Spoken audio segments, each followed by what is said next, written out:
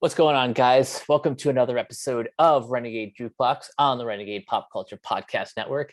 My name is Mike. Joining me, as always, is Nick. I would let out an ear-piercing scream, but I already screamed the entire night during the Slipknot show last night, so not happening. Yeah, this time we've got another long retrospective. Instead of subjecting you guys to one album at a time, we're just going to go through the entire discography of All That Remains from start to finish. Now, let's get our general thoughts on the band out of the way first. Nick, what are your general feelings on All That Remains, or how did you feel about them when you first heard them compared to now? My thing with ATR was always I kind of first discovered them just through YouTube videos and overhearing they had a song in Guitar Hero 2, but this was back all the way in like 2011, 2012. So the way I would discover music at that point was I would go to Wikipedia and just go under heavy metal subgenres.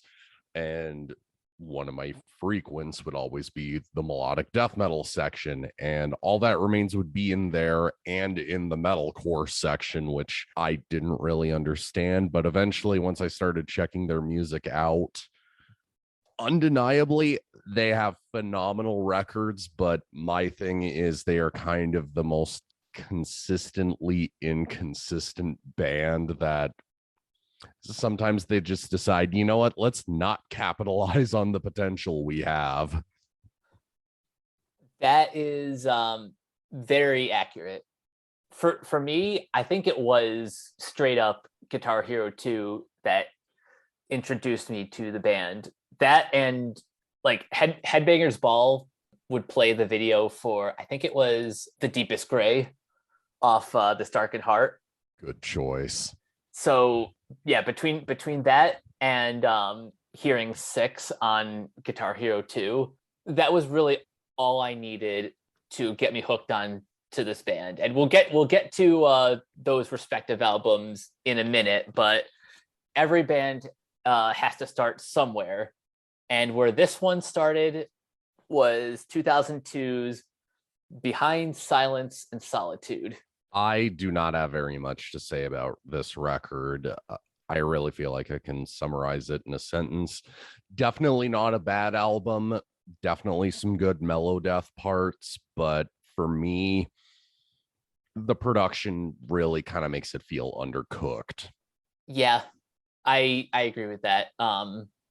Which I should throw it out there. This was recorded in like the early year 2000, but it wasn't released until 2002. So I don't know, maybe they just had the masters sitting collecting dust in those 2 years for all we know, or it just took them a while to find a label.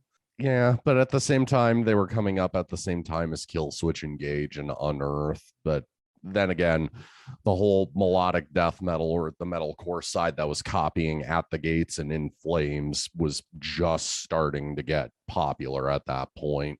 So I guess you could say this album came out at like just the right time. Right time to get their name out there, but not enough to blow them up either.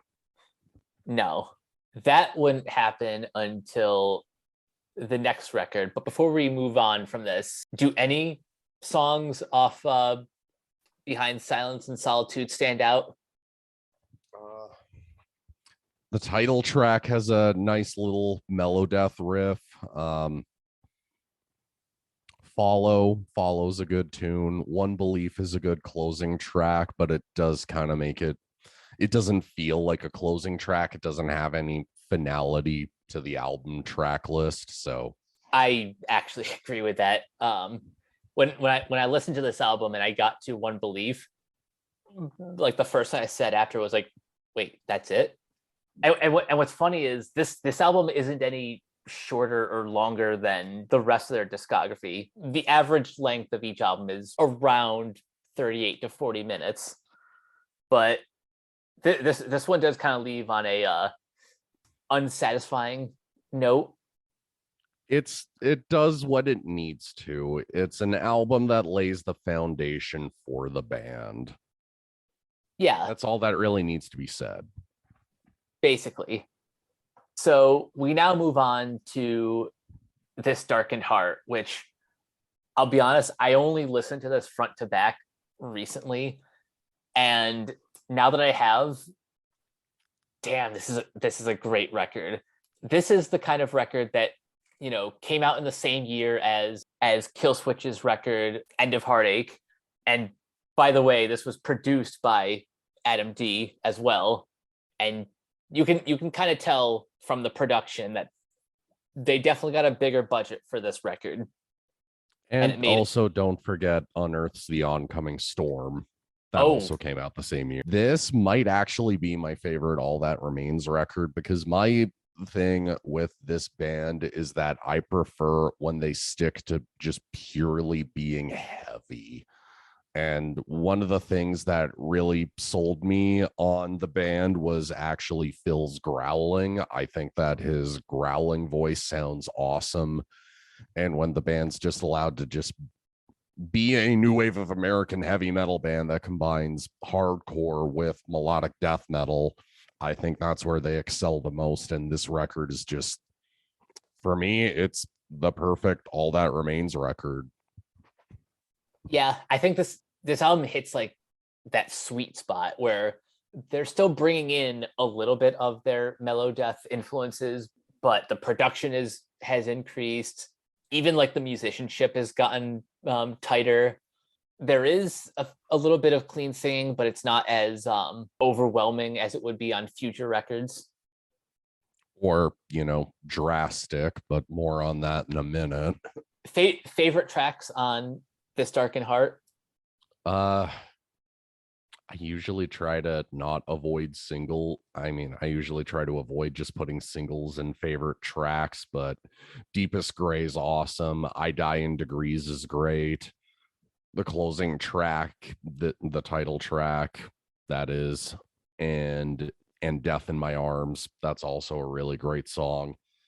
Just, I would say if somebody was looking to get into All That Remains and they're like me and prefer more melodic death metal than they do metalcore, this would be the best starting place. For me, I think my favorite tracks are obviously The Deepest Gray, but if I'm going to avoid the singles, probably For Salvation and Death in My Arms and Focus Shall Not Fail. Really, there is not a skippable track on this record. And neither is the next album, which would actually introduce somewhat of a style change. Somewhat. The next album is 2006's The Fall of Ideals. And the big one. Yeah.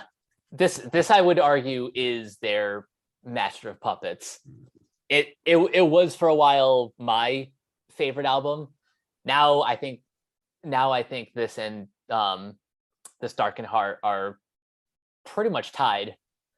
But this has like all of the heavy hitters. Some of those, I mean, quite literally.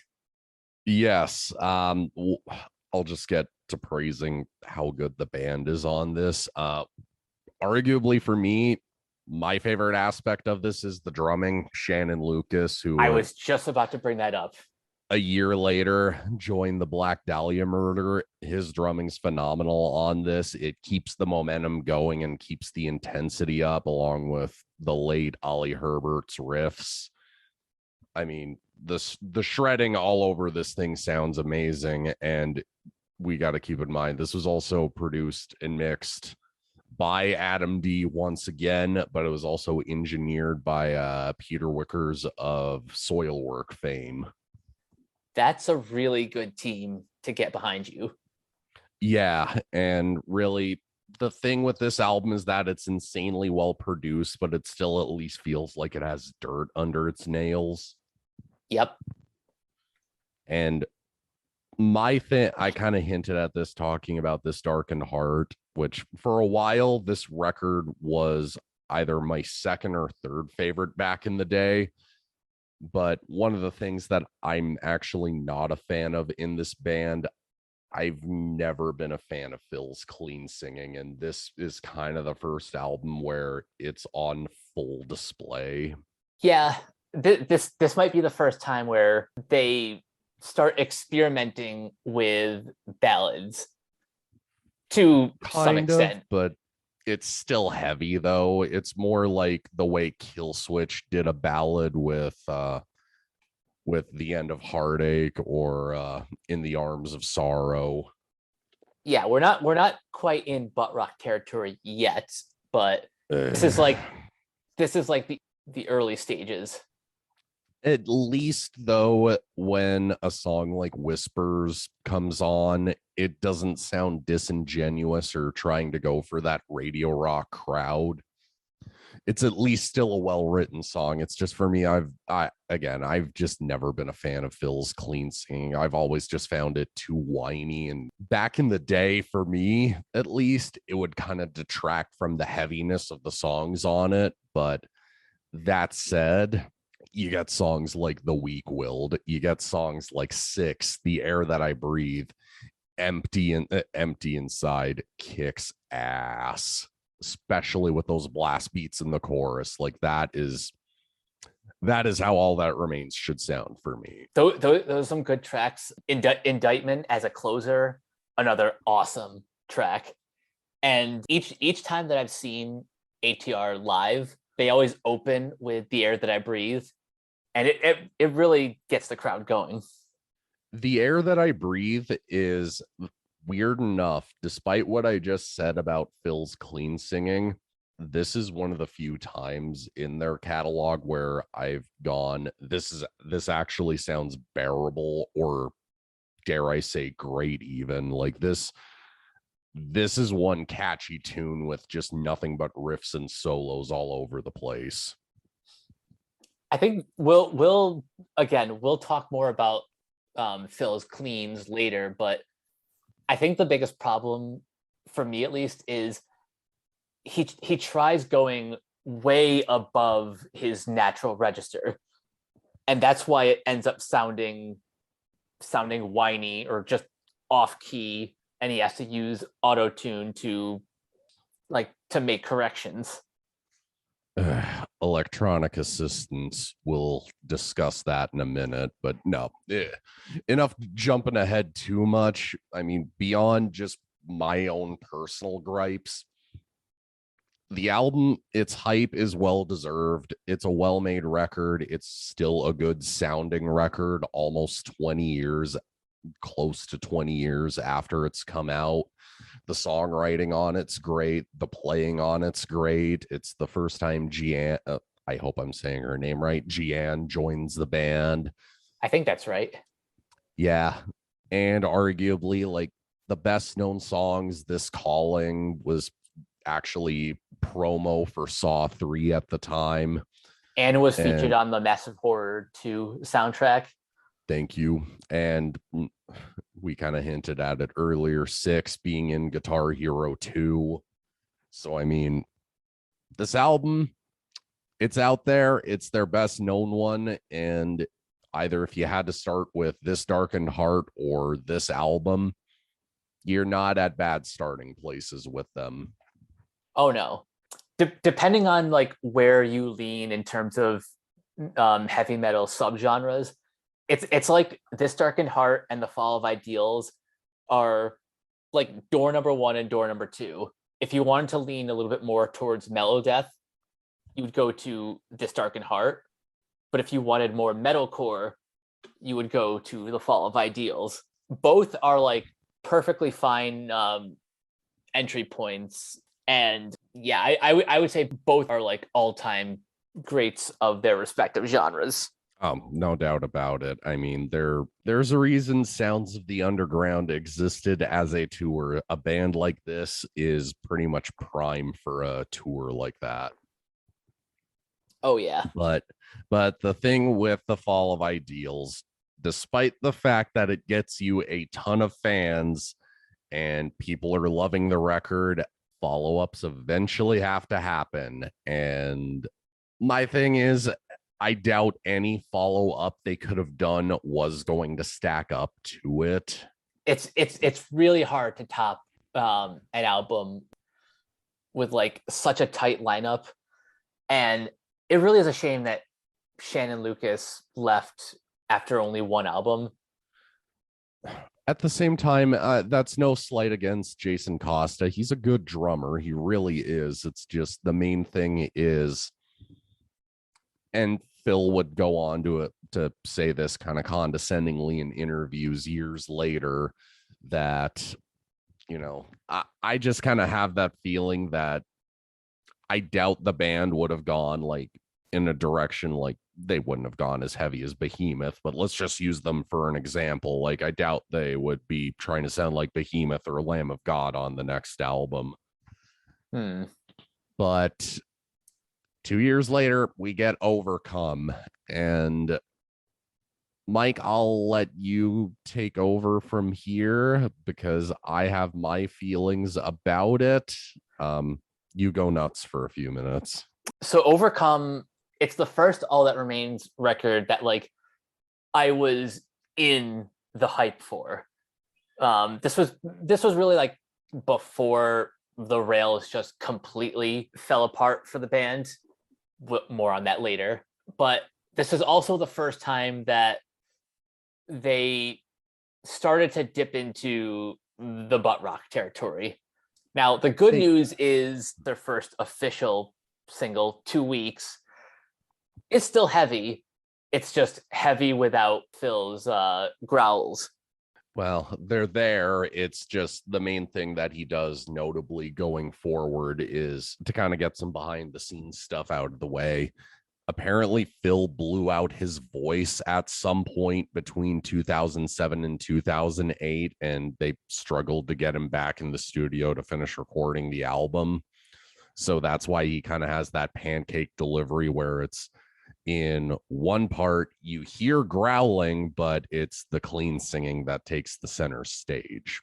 That's the kind of style I'm less a fan of, and that gets worse during a lot of their later records. But focusing on this one, there are good songs on this album. I just don't think it's as well produced like the previous two records, and that's nothing against Jason Sukoff, who has actually produced some great records. I just have no idea what happened this time. Yeah, this might have been like I can't even chalk it up to maybe being the early days of Jason Sukoff and Mark Lewis working together, because we got Ascendancy by Trivium in that time period. We got the songs that Matt Heafy contributed to the Roadrunner United album at that point.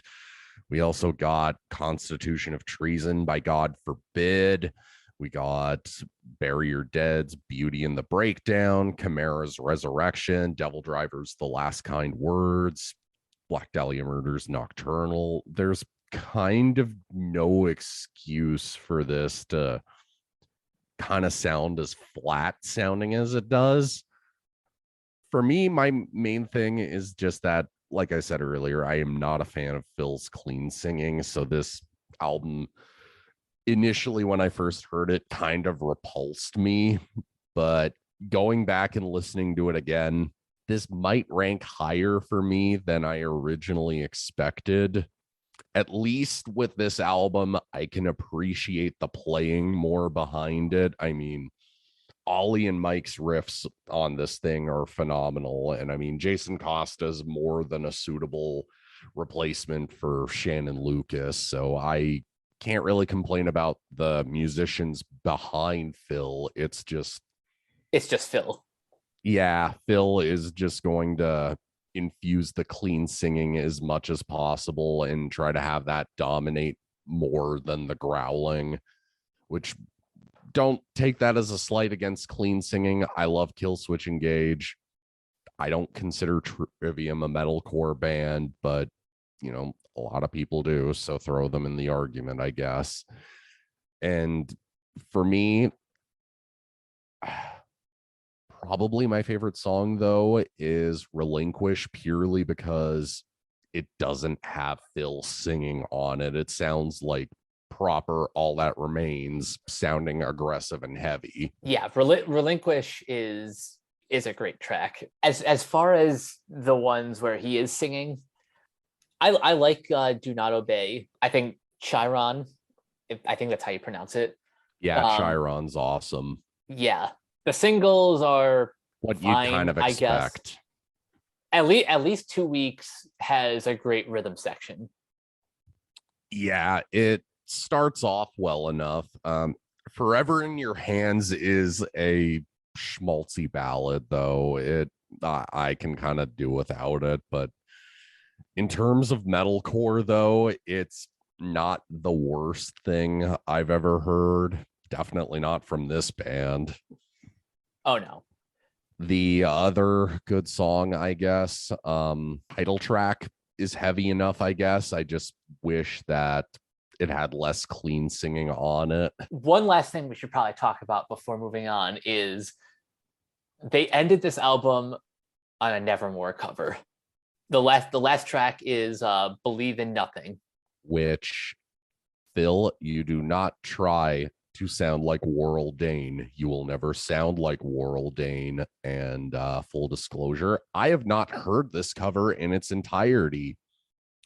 So, and I adore Nevermore. They're one of my favorite bands. I mean, Dead Heart and go listen to Dead Heart in a Dead World by Nevermore instead than a good chunk of some of the records we're about to dive into next. But yeah, this cover, it shouldn't exist. No. I 100% believe that this cover was thrown in there just to meet a quota. Probably, but at the same time, Behind Silence and Solitude was about 38 minutes and Overcome's about roughly the same length, but I think they could have gotten away with it being like a 34-minute album. Probably. The next record, because at least the thing that you can at least say about All That Remains is that they consistently release records generally. Yeah. For We Are Many, though, let's just kind of have this turn into, and I love this song just for the opener. Yeah, the opener is awesome on so many levels. This is how All That Remains should be sounding. First of all, the good news is that they got Adam D back to produce along with Rob Graves. So more on him in a minute. Yeah, we'll get to that.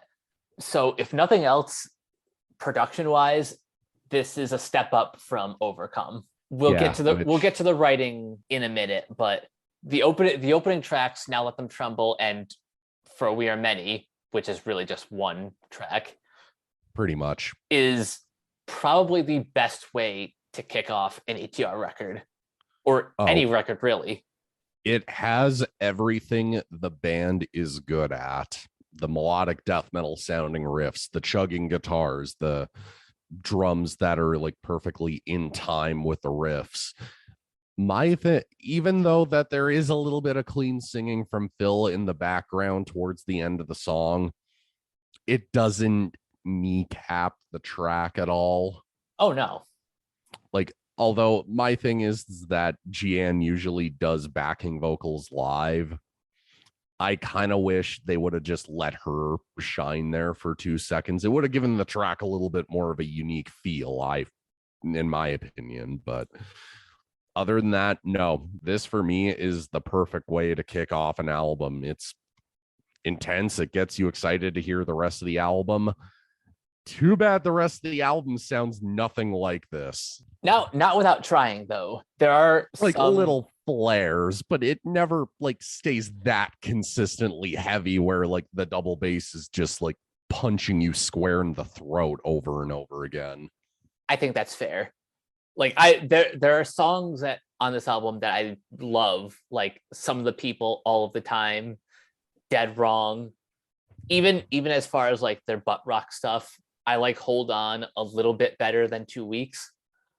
Because at least it tries to be a little more heavy in the rhythm section. Yeah, I guess if you had to threaten me with a punch to the face, if I had to listen to 2 weeks or Hold On again, I'd rather listen to Hold On like a million times. But yeah, some of the people all of the time, that that's the other thing is I really feel like he could have been growling for the choruses on that. I mean, I doubt a song with pure guttural vocals for the last minute 45 seconds to a minute would have gotten on the radio to begin with. So yeah, that's one of the better tracks on here.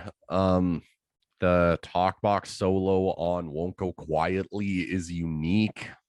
I wouldn't say it's amazing. Ollie though is soloing on it's really good. I'll say that, but for me, this album just isn't my cup of tea. I do see that a lot of people tend to put it pretty high on their ranking lists, which I know, Mike, you've said you're pretty nostalgic for this album, which I guess I can chalk it up to that maybe. Yeah, again, this is another one that I was like in the hype for. So I would say it's bottom of the top, but still it's closer to the top than Overcome is. Well, I wouldn't say Overcome's heavier, but I would say that, yeah, if you're an Octane fan, this album would be up your alley, I guess. I'd say, but between the two albums, if Overcome had better production, it might rise above this one.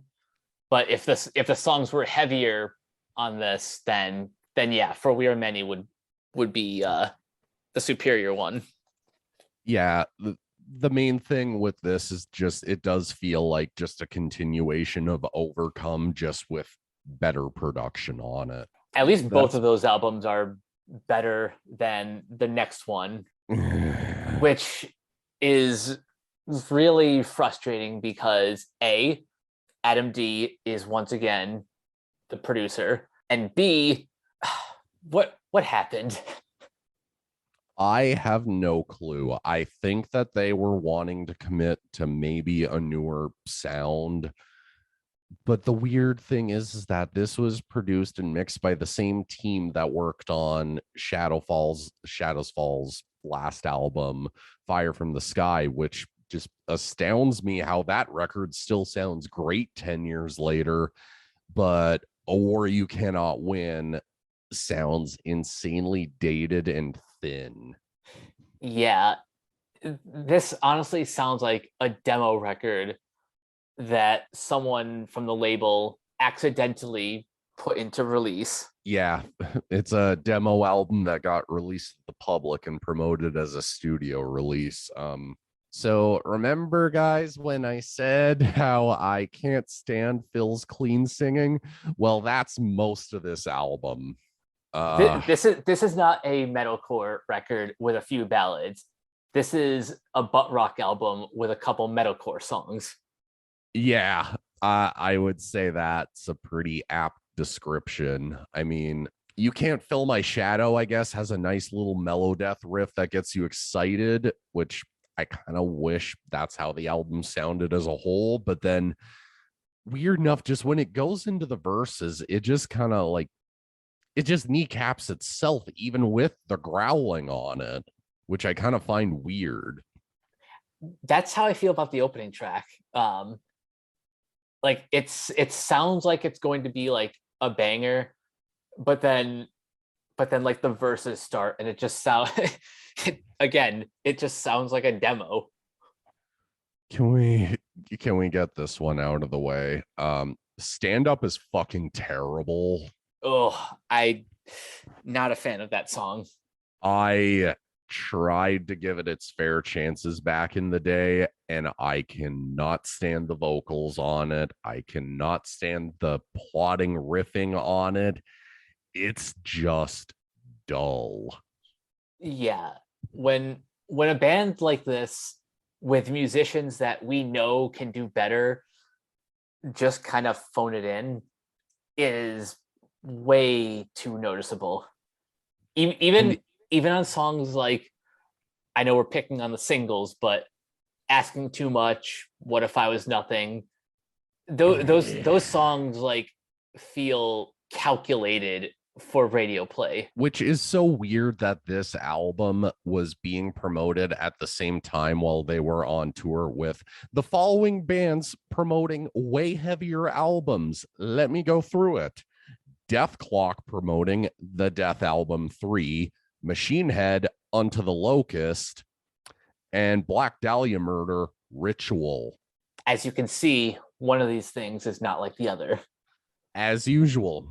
So it's just astounding that I have no idea what they were really going for on this. Like, to me, this isn't them. They've always been a heavy metal band, obviously. So I kind of find it weird that Wikipedia says they've gone from a melodic metalcore sound to a somewhat standard metal sound that only has. They've always been a metal band. I just feel like that description's not accurate. They've gone from being a metalcore band that has some butt rock ballads to a butt rock band with some slightly heavier bits to them.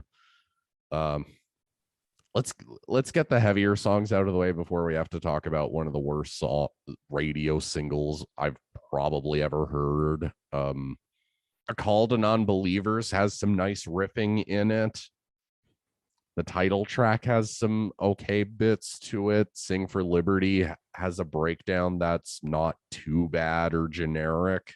Honestly, those are the best songs on the record. It's weird that Intro is like an interlude that's the sixth song on the record. Are they trying to troll us, or is this just a one big joke?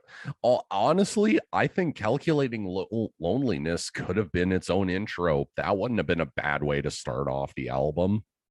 Yeah, no, that would have been a good one. Just have it segue into a heavier track. I mean, Shadows Fall did it on The War Within, and that album's awesome. Would you say the title track is a good closer, or is it just kind of whatever? A little bit of both, just because it gets the album out of the way. Weird enough, the fact that this thing's 40 minutes long and it just kind of feels like it's 50 minutes is kind of telling. But at the same time, compared to the next two records, it's not nearly as bad as I was remembering, honestly.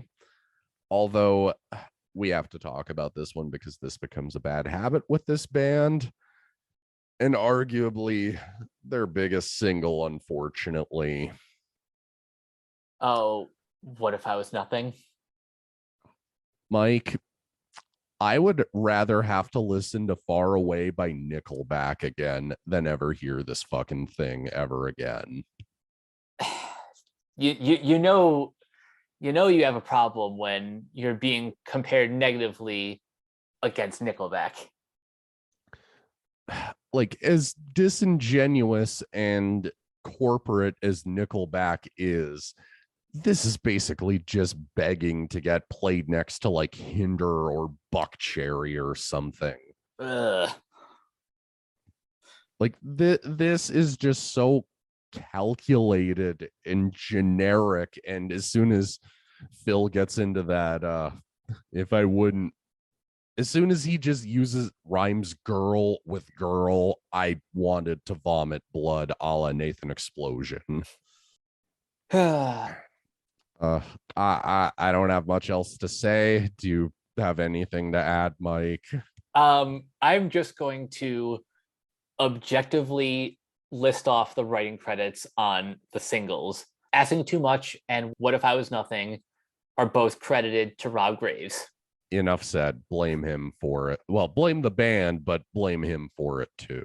So we shall move on to the order of things, or TOOT, as the acronym spells out.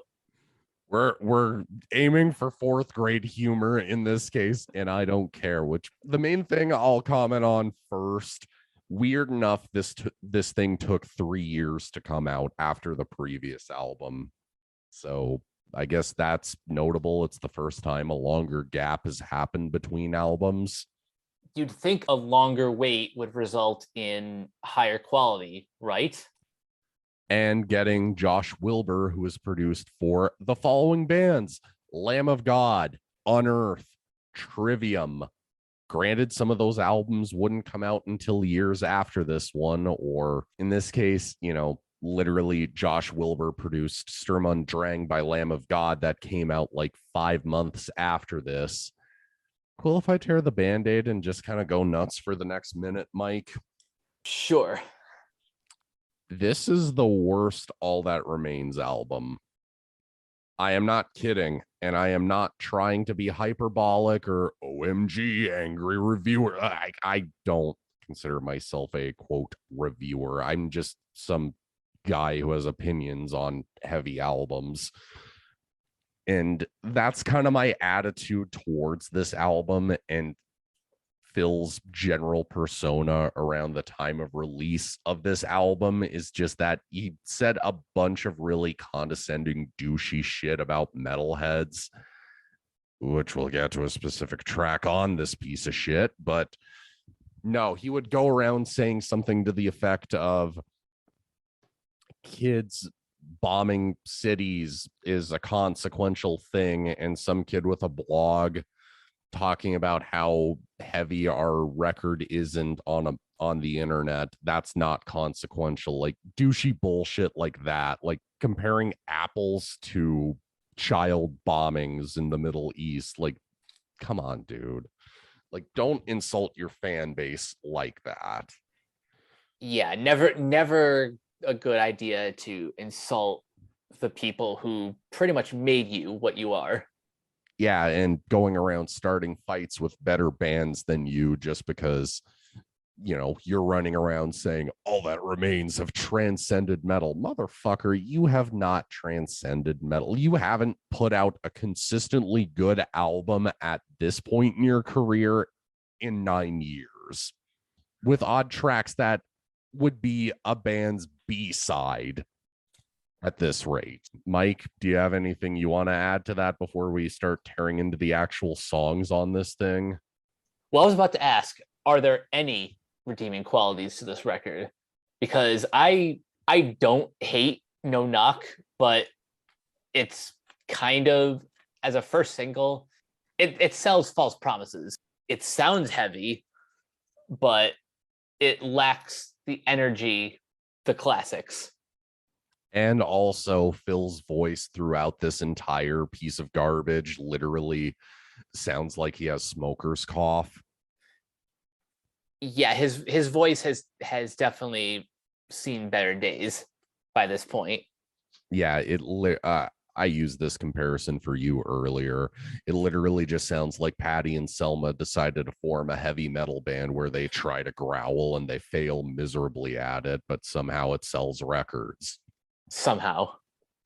Because like most of the track list, excuse me, pretty much just is an indicator of how many bad jokes, low-hanging fruit jokes you could make about it. I mean, it literally starts with a song called This Probably Won't End Well, which it's not a terrible song per se, but it also just feels so corporate and overproduced that you kind of can't help but feel it's one giant middle finger to the audience. Yeah. I mean, there's literally an album edit of it without the double bass kicks in it. Why would you even do that? So that way you can get played on the radio. So that way you don't have to get played on Octane and you can get played next to X Ambassadors and Nickelback. Which that's not what I come to this band for. I come to this band for melodic riffs and blast beats and growled vocals. Like, no. And to kind of add to what you said about No Knock, my thing is more just the lyrics on this thing are so stupid. Let me quote exact lyrics verbatim from this thing for you people. I'm fucking Superman, so come on over and check my plan. I'm not joking, people. Those are legit lyrics written by a man well into his 40s. Hmm.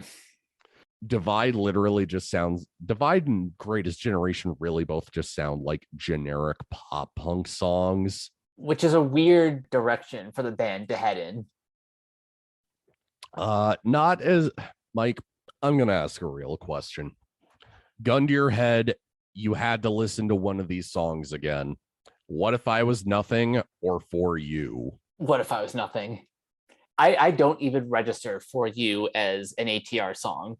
It's so off-brand for the band that in 2008 I fell in love with.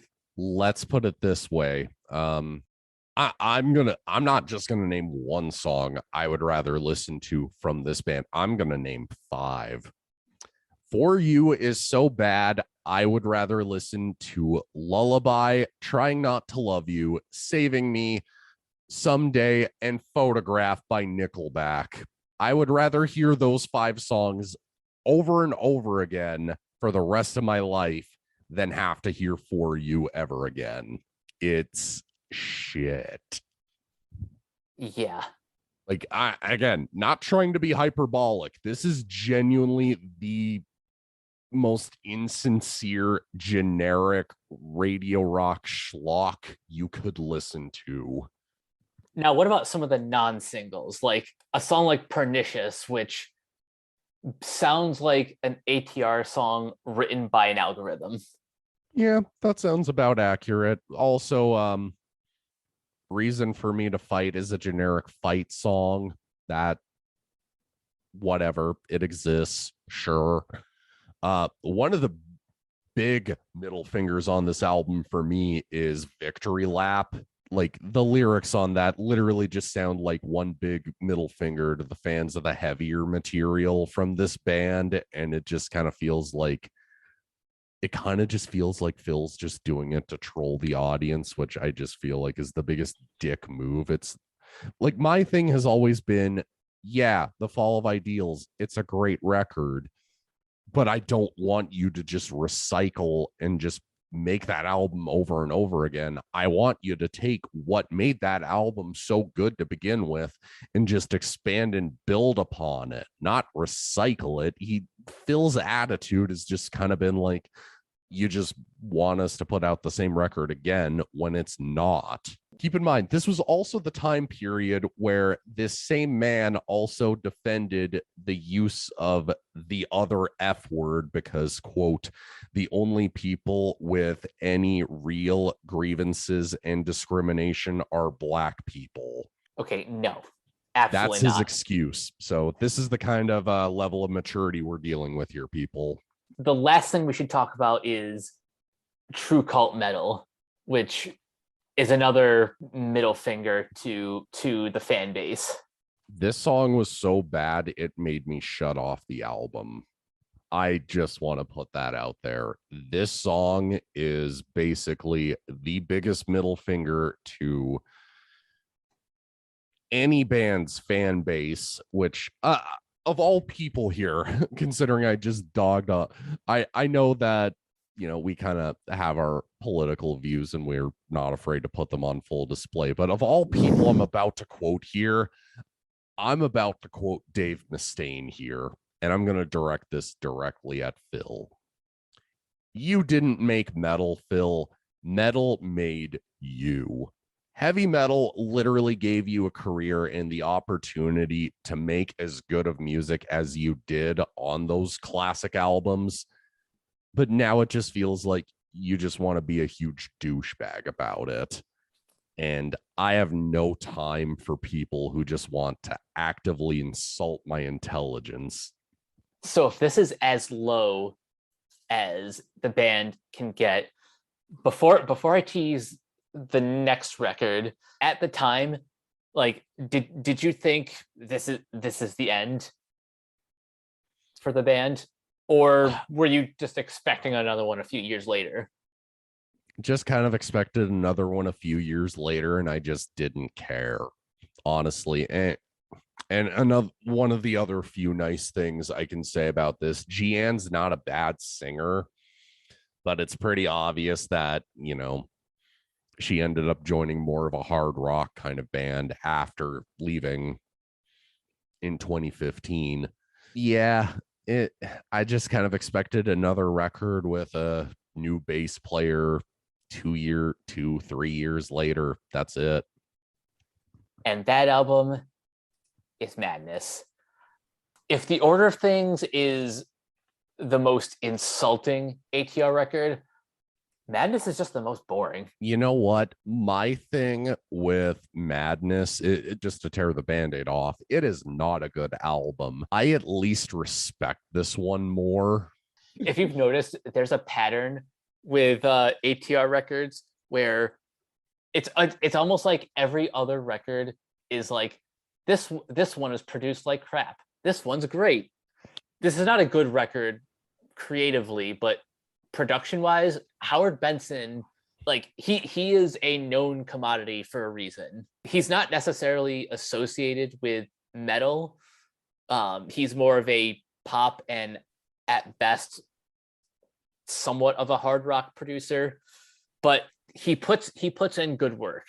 And if All That Remains was just a standard alt metal band, this would sound pretty decent, but the problem is it's All That Remains.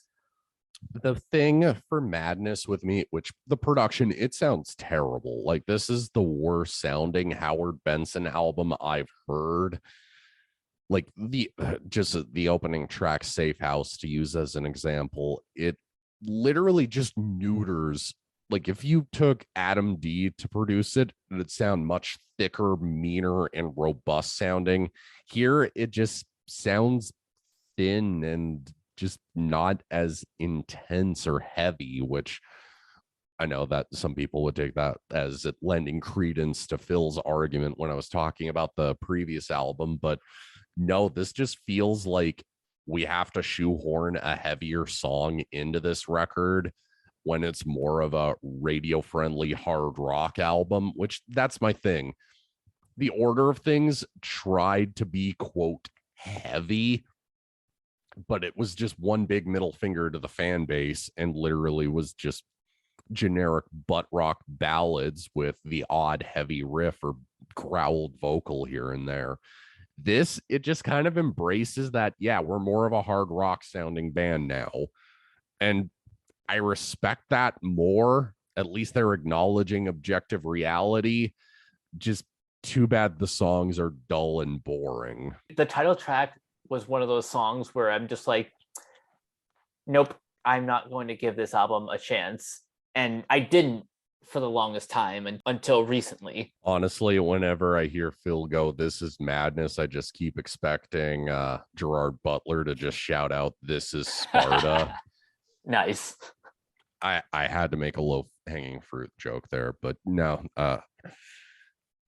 There's bits of the album where it sounds kind of interesting or unique, or at least it reminds you of how ATR used to sound. Nothing I Can Do has a bit of a heavier intro and at least has that cool little piano bit, but then it just delves right back into butt rock territory. Halo is no Halo by Machine Head or the Foo Fighters for that matter. Nope. Trust and Believe at least sounds like older ATR, just it's so badly produced that even Behind Silence and Solitude would be like, dude, get a budget. And just like Overcome, they end on a cover. This time they're covering Garth Brooks, which, fine, whatever. Phil's apparently a fan. That doesn't surprise me. Well, I mean, at least Garth Brooks has more talent than Phil has in the last decade of this band. So, I mean, just saying. It's not the worst cover. It's just it's just shocking to believe that this was the band that wrote songs like Six or The Air That I Breathe or This Darkened Heart or The Weak-Willed or I Die in Degrees. Like, it's kind of shocking that this is the same band. Yeah, it's, I mean, we kind of know what happened, but still, it's like, what happened? That's the unfortunate thing, because with the next album, this would be the last one to be released in Ollie Herbert's lifetime. And thankfully, this was a style change for the better. Yeah. The next album, which was released like a year later, almost close to 2 at least, like a year, but like a few months. Let's not argue semantics. Yeah, I think this might be the shortest in between time between records. Which, from what I'm aware, it was because Phil was going through a divorce between these two albums. Oh, Yeah, so that contributes to the lyrical content, actually. yeah, that makes a lot of sense. So this album is called Victim of the New Disease, and yeah, it is a heavier record. They're going back to their metalcore roots, for better or for worse. There's at least one ballad in here, and the good news is it doesn't sound like shit. It actually sounds a lot more genuine. There are actually 3 on this record, but just to that would actually be my thing with All That Remains. I was insanely skeptical about this thing coming out because Fuck Love was the first single that was released for it. And I'm like, okay, you're doing what you did with the previous 3 albums. You just release the heaviest song possible, and then it's just going to be generic butt rock from here on out. Sure, go for it. And you just wanted to throw in a title like Fuck Love in there just because, well, you got to appeal to the metalcore kids who just want swearing, right? So whatever. I initially didn't care, but listening back to this thing again, at first I only listened to it once when it came out, but listening to it like 3 or 4 years after it came out, honestly, this might be higher on my list than I would have expected it to be. Yeah, like I would say the same. This gets legitimate in a few places. Let's do another I love this song moment. I think the actual opening song should have been Blood I Spill. Yes. It would have been a really cool callback to This Calling being the opening track for Fall of Ideals, but in this case you just add in a little bit of a more extremer moment where Jason Costa just gets to blast away on his drum kit on this, and it has everything the band's known for: the chugging guitar riffs, the melodic parts. And I'm gonna give credit where it's due. Phil's clean singing actually sounds good and natural to this song. I think a lot of Phil's cleans on this album are finally singing in his natural register. Yeah, and not trying to like aim too high or, just there's some, again, like I mentioned earlier, because Phil was going through a divorce, the lyrics actually sound like they come from a genuine place. Like the big example is one of the ballads on this, For a Change, actually. And I was skeptical re-listening to this, but Alone in the Darkness actually sounds like it's coming from a real place, and it works.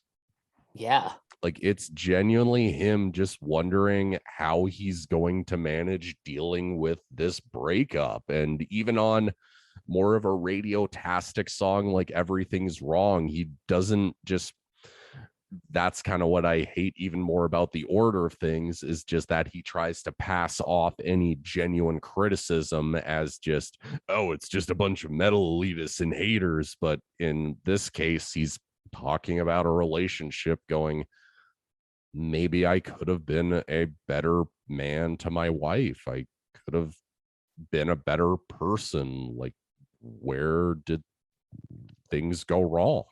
As much as I've really fallen off the Asking Alexandria bandwagon, I actually kind of like Danny Worsnop on Just Tell Me Something. It's a song that kind of belongs more on their previous records, because it is more a butt rock ballad, but it sounds very listenable. certainly better than For You or What If I Was Nothing or like the other kind of forgettable tracks. It is completely skippable for me because I was never an Asking Alexandria fan to begin with. So I can skip this song and purely not care and not lose anything, but that's me. Fair enough. Uh, but yeah, that's just kind of my thing with the initial track listing. I think the first four songs should be moved around because I think Blood I Spill should be the opening track. Then maybe Everything's Wrong, then Fuck Love, and then Wasteland. Yeah, I Which think Wasteland's that would. also a really great song, by the way. Oh yeah, a little massaging of the track listing would have probably bumped this album up to that top five. Yeah, and at least it, despite I meant what I said, having Phil's most disgusting use of auto tune to date, Victim of the New Disease is actually a pretty decent closing track, though, albeit with one lyrical, I don't want to say blemish, more like really dumb choice. Yeah, that we could have done without that. Phil obviously had to shoehorn in some dumb lyric about guns and liberals, and it, Phil, you had a good thing going. What the fuck are you doing? Phil But gonna like, Phil.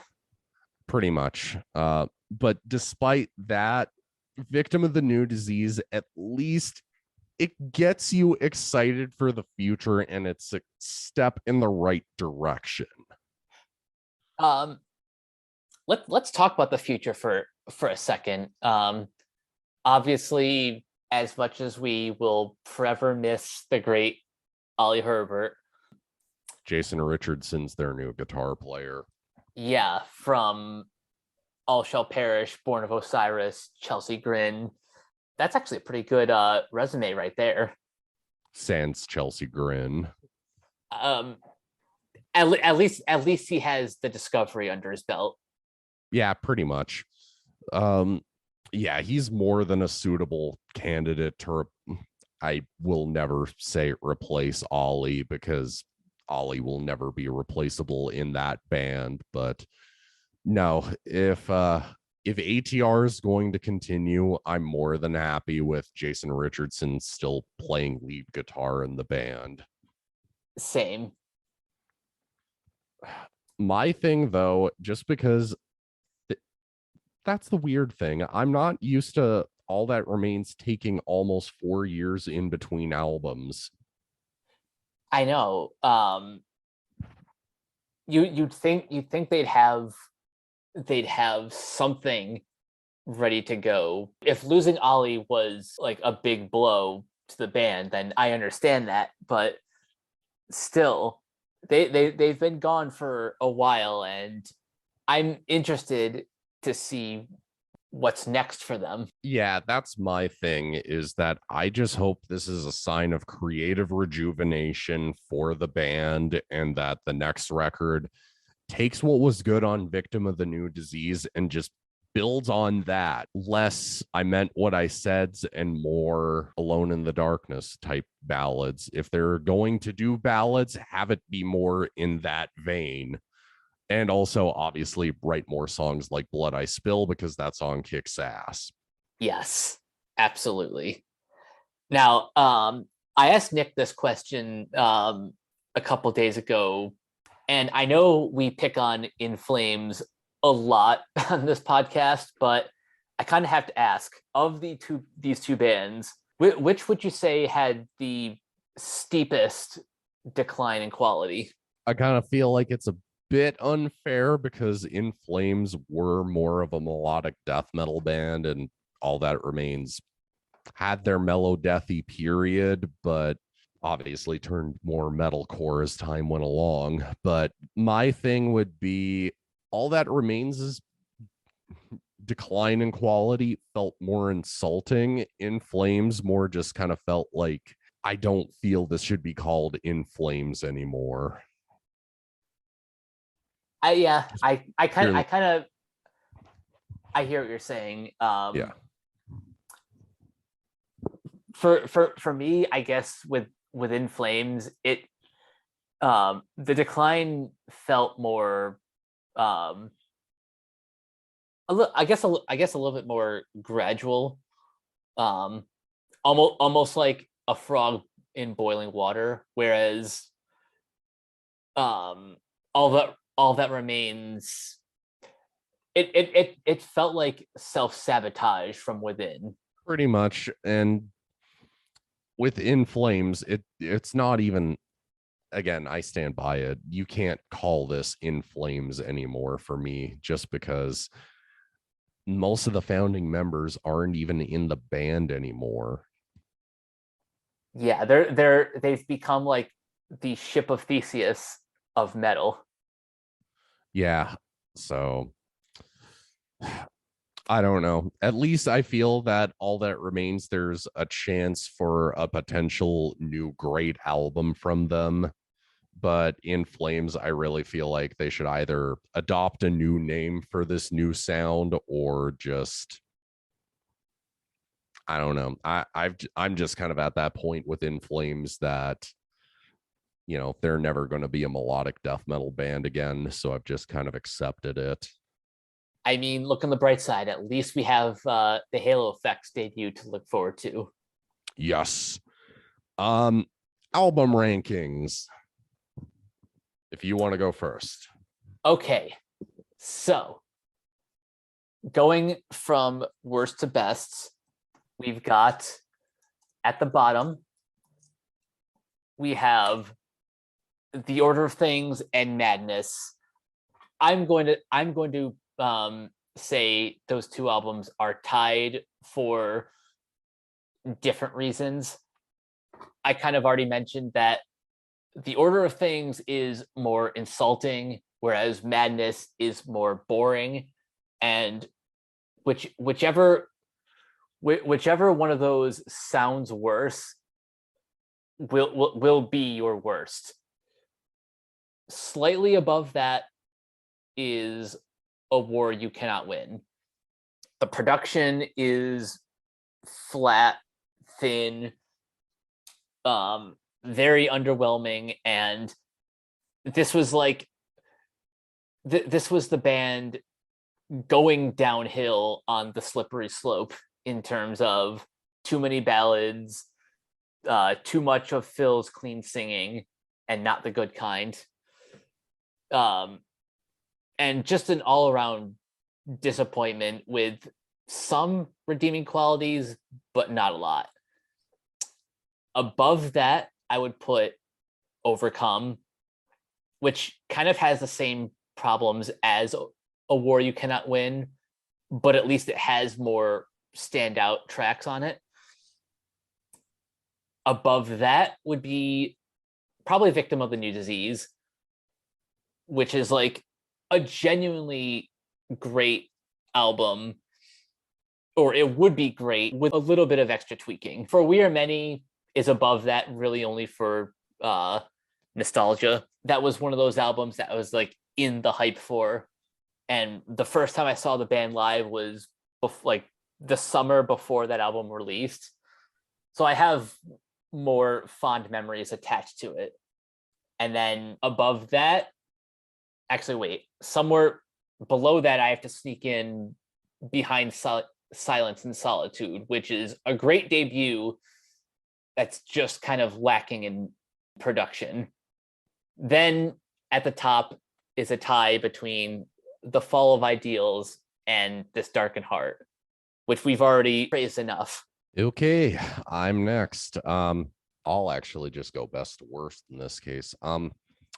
This Darkened Heart and Fall of Ideals, I'm gonna tie at number 1 as my favorites, just because, again, This Darkened Heart might be my favorite, but I would understand why somebody would, you know, want me to put the more, I guess, objective choice. But no, don't get me wrong, these two albums, they're great. In third, Victim of the New Disease, just because it is at least in the step in the right direction. This will be surprising to some, but I'm putting Overcome in at number 4 just because at least I can respect the instrumentation behind it. You know, despite Phil's clean singing, and it has the odd good moment that I dig.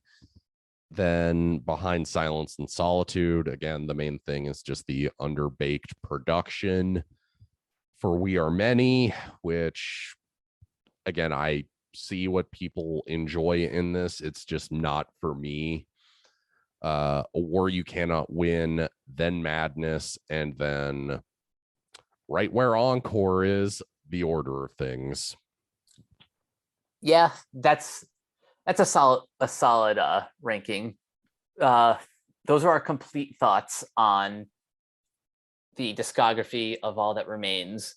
I'm hopeful for the future, but I'm also kind of worried that Victim of the New Disease is a fluke. I want to be wrong, though. I want them to have taken the time to reconfigure their sound, kind of rekindle their creative juices, and I'm not expecting them to put out the Fall of Ideals, but I just want another great album from them. Pretty much just take what made that album good and just build on it. That's all I really have to say. Just hopefully the next album's good. Yep. Any idea what we're doing next time? No clue. I have ideas though. Let's just leave it at that. Oh yeah, we always have ideas at Renegade Pop Culture. But until next time, Nick, where can everyone find you online? Super Saiyan Death Metal God on Instagram, album covers, movies, video games, and again, I saw Slipknot last night, so anytime I go to a gig, I'll post photos from it. And also, I mod for Catherine Isabel from great movies like Ginger Snaps and American Mary on Twitch. You can swing by the chat, and maybe one of us will gift you a sub. Awesome. And you guys can find me on Twitter at Captain K42. You can check out my quick thoughts on letterboxd.com/Coach K42. And you can find me in all the various Facebook groups just at my name. You can check out Renegade Pop Culture on Facebook and Twitter at Ren Pop Culture. You can also find us on Podchaser, listen to all of our podcasts on Anchor, Spotify, Apple Podcasts, etc. And last but not least, everything can be found at renegadepopculture.com. Need an escape? So do we. That'll do it for this episode of Renegade Jukebox. We will catch you guys later. Peace out.